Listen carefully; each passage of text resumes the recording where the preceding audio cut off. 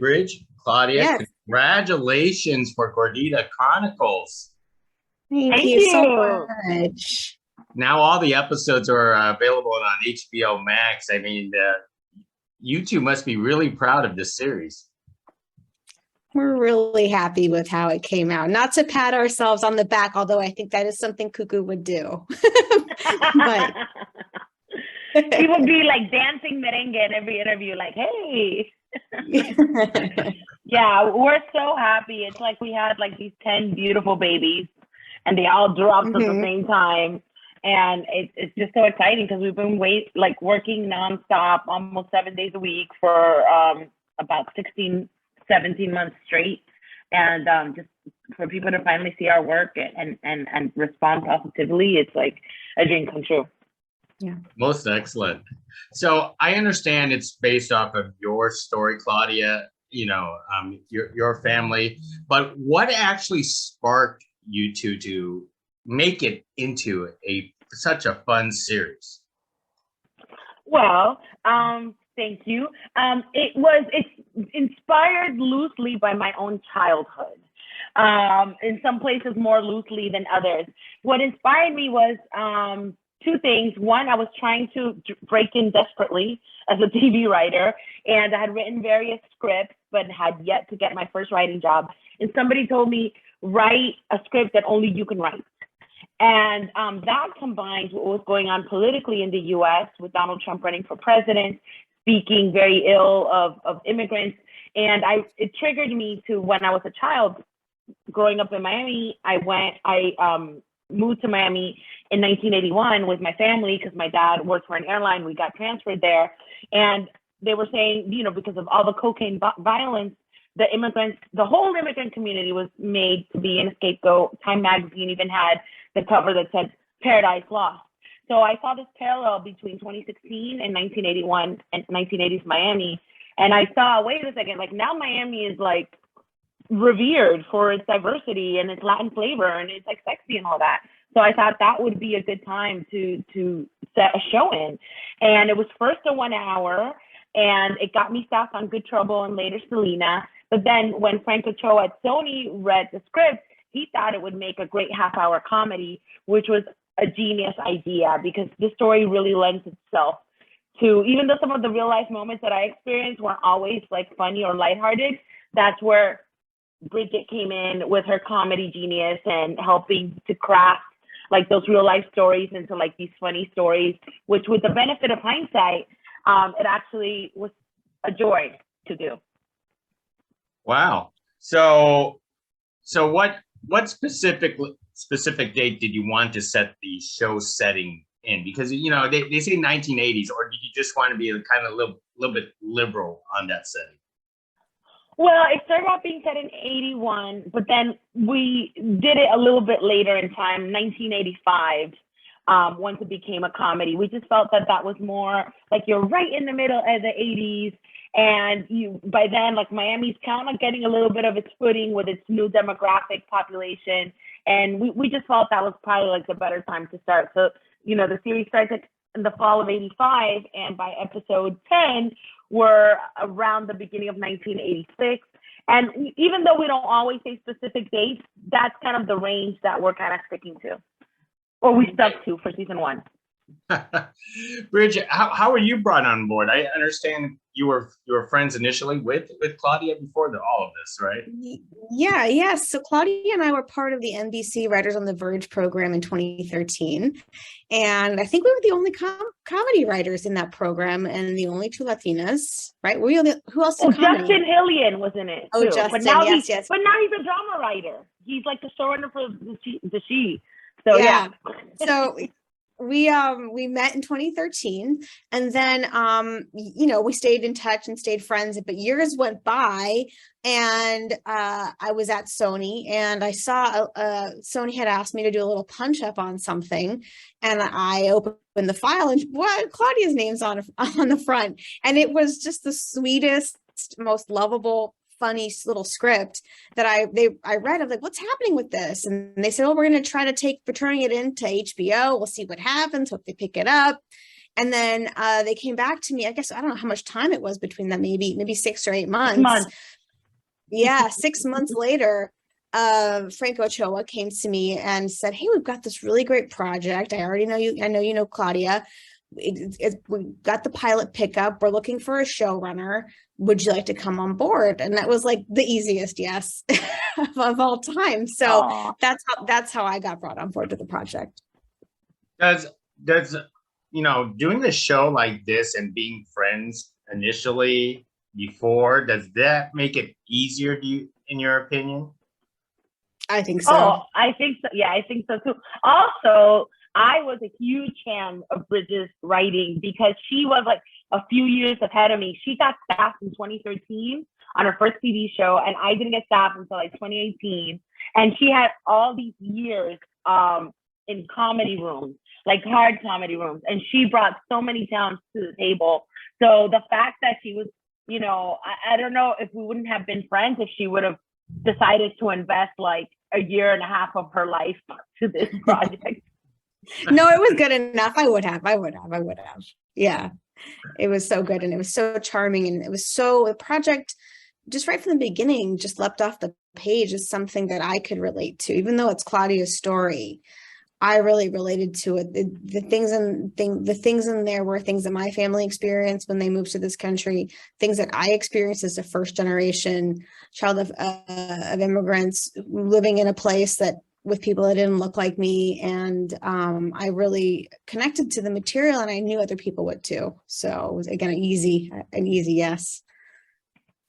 Bridget, if you don't mind me asking, what Hispanic background did you come from? Yeah, my mom's Colombian. She came to the States when she was 12, and I grew up with her and my grandmother, also from Colombia. We spoke Spanish in the house. I grew up in Santa Clarita, California, which it's much more diverse now, but a very, very white suburb of Los Angeles. So I definitely I like to call myself a brown bean on rice at the time. I know times have surely changed in the past few decades. That is for certain. Yes. Now, for both of you, it seems like taking a show on like this is a whole lot of fun, especially with the nostalgia. Do you get nostalgic? Going back to to the 80s with just the costumes, the hair, the different stuff. I mean, I enjoy it because it's funny. It's because I think 1986 was when I was 12. So that. Oh my God! Oh, so you're 1974, baby. Yes, I That's am. The year yes, I was born. Year of the Tiger, baby. It's our year this year too. And I'm also an immigrant myself. So. Okay. Oh wow. Where from? Very cool. I'm from Thailand. I mean, we initially immigrated when I was a baby, but then we went back, and then we came back. Yeah, and we came back in 1986 to California. So wow. Where in California? I'm actually right now. I'm calling from Fresno, and that's where we came back to. Wow, very cool.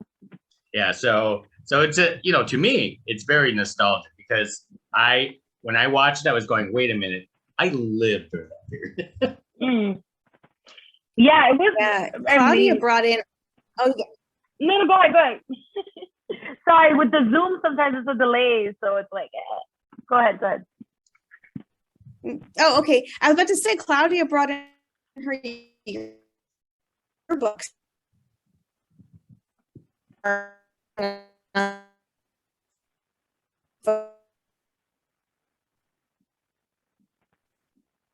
Generating ideas and material and making sure we had that nostalgia in as part of the show.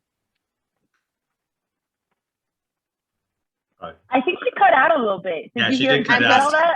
Okay. I think she. I'll repeat that. Books. Yeah.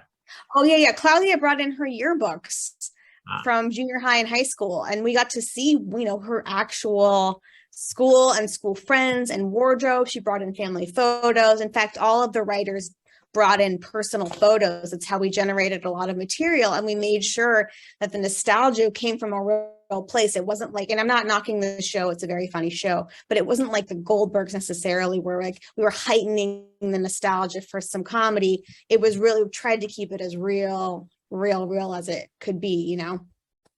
Wow. Claudia, what do you think? Yeah, no, I was, it was really just, there's so many things about the 80s that I miss, looking back, and it was just a real treat. And yeah, as Bridge said, like I brought in yearbooks. Sometimes I felt like the 80s police, because I'd be like, some of our writers were younger and didn't remember the 80s. I'd pitch something, I'd be like, oh, it didn't happen in the 80s, don't kill me. But, or that wasn't a thing in the 80s, but there's a lot of things that I miss. Like, I feel like on one hand, like the youth today has so much knowledge at the tip of their fingers. They're so connected. But on the other hand, I kind of miss, I wish they would have also had the chance to have the type of childhood I had, where you weren't connected to technology all the time. You had to be more creative. You had to be bored, like during the summers, just sitting there. And sometimes, you know, you just came home when it was sundown. That was your curfew. Like you had more freedom as a child, because you know, there wasn't a cell phone where parents could get a hold of you all the time. So you were kind of on your own, and it led, you know, it made childhood just so fun and a little bit more adventurous, I think, than the childhoods that we have now. Mm-hmm. And kids, you know, now it's like we have all these mass shootings. We didn't have that in the 80s either. Yeah, absolutely. Times are different. And how do you incorporate like some of these modern themes? Because, you know, you have these modern themes such as, you know, immigration, xenophobia, you know, body images. Those are themes that are still incorporated today that matters. Yeah. Claudia, you want to take this one? Me too.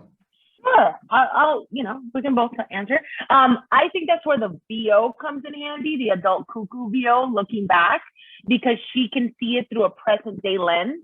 And the very last episode, Cucu enters into a beauty pageant and issues of body positivity come up, and we're able to look at it with the benefit of the present day knowledge that we have. But unfortunately, xenophobia has been around in America for centuries. So it's not really something new. We might be more aware of it now. We might call it out more, but it's been around for a long time. Even with the immigrant community, you know, it wasn't always Latin immigrants that were the ones that were vilified. It used to be, you know, Chinese immigrants, like, you know, in the 1800s, or Italians, the Irish community. So that's something, unfortunately, that is part of American history. But looking at it, we're very fortunate to be able to have a show to look at the 80s, looking back, make it funny, but also just underscore some of the things that were wrong about the time period and things that might not necessarily happen now. Is it hard to make these serious topics funny in its own way? Is it hard? I don't know if it's for me hard. It is. For Bridget, it isn't, because she's a freaking genius. You know what I think is our key to doing that is our specific characters. Each of our characters has a very specific POV, a very specific way of looking at the world. And I think once you really lock into that specificity, that's where the comedy comes from, because Cucu is such a unique person with a unique code and a unique outlook on the world. Like anything you put through the Cucu machine is going to come out funny, I think. And the same with all the rest of our characters. I think that's how we were able to find the comedy in it, is because they're each so nuanced, and not to pat ourselves on the back, but I think their neuroses is also very specific in a way that really helps with that. Yeah, in our room, the writers in our room also were instrumental in helping us like find the funny in some of these serious issues. So we have so many decades of combined comedy experience in the room, and we had immigrants from all walks of life that were able to help us flesh out that unique immigrant POV. Mm-hmm. Now, Claudia, we know that this is based, you know, loosely on your life, but what characters didn't really exist in your life that were on the show? Or did they all existed? They all existed in some way, shape, or form. There's some characters are more based on real people than others. Like Cucu is pretty based on me. The mom character, the dad character. Well, the dad character, we started to deviate a little bit more because my dad in real life had like a temper. And even though he really did work for an airline and he was Dominican Italian, but he had like a bad temper, you know, that we haven't, Victor doesn't share. And the Alvaro, who comes out in episode number 4, I didn't know specifically Little Child like that, but I knew many like that. So some of the characters just are a combination of different people. The friends of Ashley, I had a couple of friends that were American girls that taught me a lot of things. And Ashley is not modeled on one person, but it's inspired by several different people.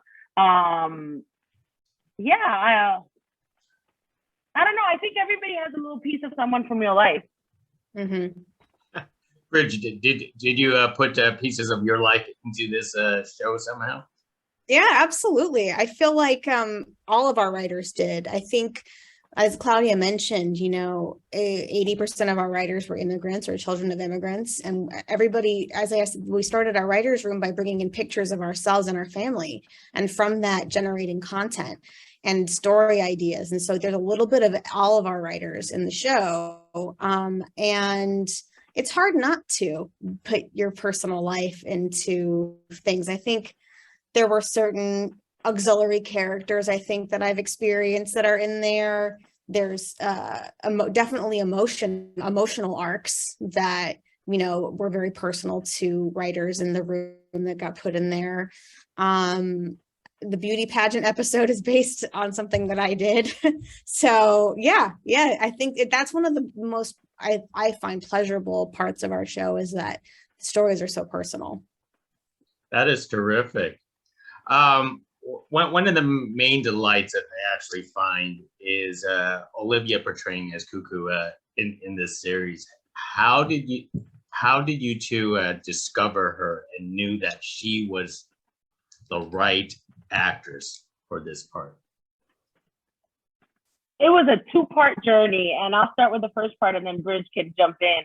So we were looking for Cucu. We had gotten dozens and dozens of auditions of very wonderful, talented young girls, but we still hadn't found it. So I posted on Facebook, and there was a writer that I knew, Jorge Reyes, that was from New York, and he connected me to someone who used to do casting that was Dominican in New York. Ulises Terrero is his name, and he's like, hey, my boy in New York can help you, but he wants to talk to you first. And I was like, oh, okay. So then I called Ulises, and he's like, oh, you know, are you really gonna, I can send you some girls, but, you know, are you really gonna give them a chance? Because I don't want you to get their hopes up if you're not gonna give them a chance. And these are girls in the community, and maybe they're not as polished as the ones you have in Hollywood. But he was like very like aggressive, and I was like, Ulises, please just send me, please. We're looking. That's why like I'm reaching out everywhere, because we need somebody that's gonna bring that realness. And he sent me 3 videos, and one of them was Olivia dancing to Savage. And then she said, and I can share with you the video if you want, because you just have to see it to believe it. And she did a little dance, and then she introduced herself. She said she loves acting and dancing. She stated how much she weighed. She did a spin, and then she said, I can be your gordita. Yo puedo ser la gordita. So she showed off her bilingual skills, and then she ended the video by doing a split. And I was like, oh my God, please let this girl be able to act. And then I shared the video with Bridge, and then she could take the story from here. Oh yeah, when you see it, and we knew when we saw, she just is like naturally so spunky, so uniquely her, so unapologetic, so hammy. It was just, but not over the top, you know, in the way that those kids on Disney Channel show. And again, no offense, but they're very polished. They are really, really trained to act a certain way. But that wasn't Olivia, and there's something that felt very, very real about her. She had so much charisma. And so we put her in front of Eva. And when Eva saw her during callbacks, also fell in love with her. And it was sort of down to two little actresses. And one of them was much more polished, had acting experience. And then there was Olivia. And Eva said, I would rather, what was the expression, Claudia? Oh, I would rather tame a tiger than paint stripes on a kitten. Yeah. And so she tamed that tiger, and Olivia has just grown so much ever since. I got to give this little girl props. She's really honed her craft. She's really, really practiced, gotten so much experience, gotten so good.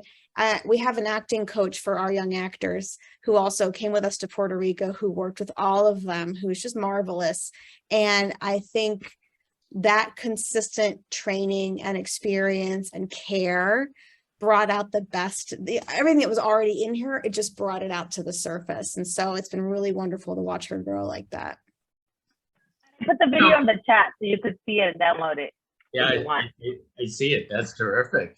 And why is it important to take chances on, more inexperienced actors on a show like this? Because, a lot of people are too afraid to take chances with inexperienced actors.